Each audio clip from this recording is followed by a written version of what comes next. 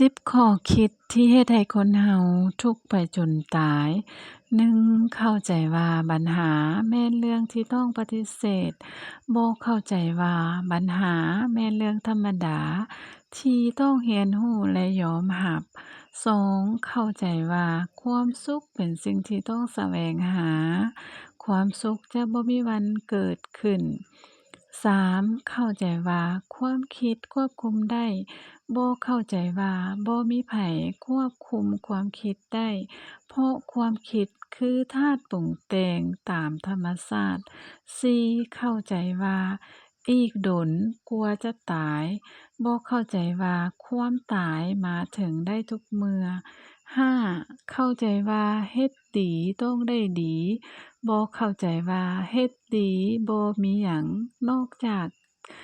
ละกิเลส 6. เข้าใจว่าชีวิตต้องแสวงหาความมั่นคง บ่เข้าใจว่าความมั่นคงเป็นเรื่องที่เป็นไปบ่ได้ 7. เข้าใจว่าดีกับเขาแล้วเขาต้องดีกับเรา บ่เข้าใจว่าเรามีหน้าที่เฮ็ดดีกับเขา 8. เข้าใจว่าต้องรักษาทุกสิ่งให้ดีที่สุด บ่เข้าใจว่า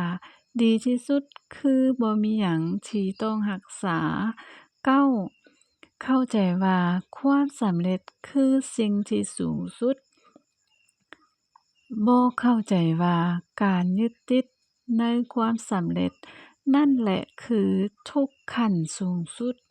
10. เข้าใจว่าตนเองสำคัญที่สุด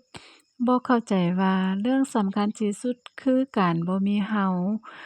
บ่ยึดติด บ่ถือมั่น